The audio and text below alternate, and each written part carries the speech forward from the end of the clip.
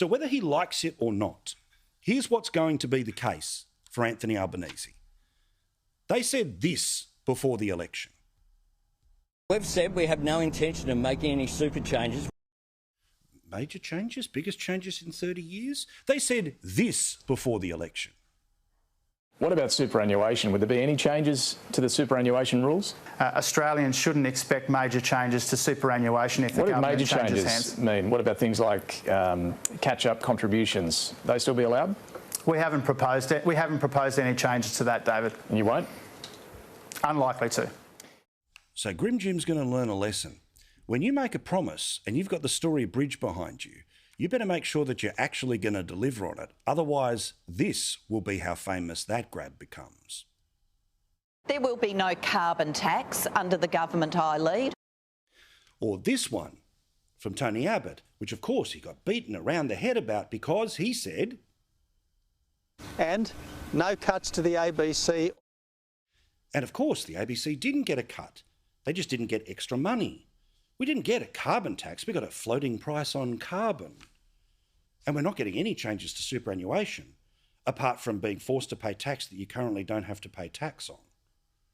Joe Hildebrand is here to talk about this and a whole lot more, along with the lovely Erin Molan. Dare I say, you are playing an away game right now, Joe. Yes. They said it. Yes, they did the speech. Yep. They put it on the table. And isn't it amazing that every single reporter who reported on this misunderstood their message? It's incredible, isn't it? Yeah, look, very clearly Jim Chalmers has put it on the table. I think he actually makes a pretty compelling case, but what you can't do is pretend that black is white and pretend that, this is not actually a major change, when in fact you're talking about overhauling the entire system so that it's not more in tax concessions than it is for the aged care pension. That is about as big a major change as you can get. So advocate the change, so but advocate the promise advocate the change.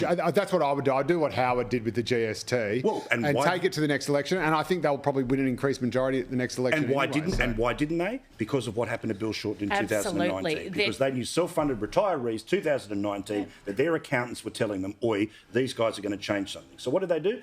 Exactly the same as climate policy. You do Bill's policy, but you just sell it as somebody else's. It's just duplicitous, and it doesn't matter how compelling a case it is. There is no way this was not on the agenda prior to the election. There is absolutely no way. They are telling porky pies, and the use of their language, it's not clever, it's sneaky, and it is so obvious to every single Australian what is occurring here. The Prime Minister, the Treasurer, could shut this down in 5 seconds if they wanted to. If they were not planning on doing what we all suspect they're planning on doing, not conservative media, not right-wing media, the ABC, Nine newspaper, Nine News, every single person has the exact same take on what's occurred. They could come out and shut it down straight away. There's a reason they haven't, and we'll all find out shortly why. But also what they're learning here, right? And Grim Jim is learning now what Josh Frydenberg has felt, what Peter Costello has felt, what every Treasurer has always felt when Scott Morrison was the same with Malcolm Turnbull, which is you are there to go and float the balloons for the Prime Minister to then go away and pop. Remember a few months ago about stage 3 tax cuts? Exactly.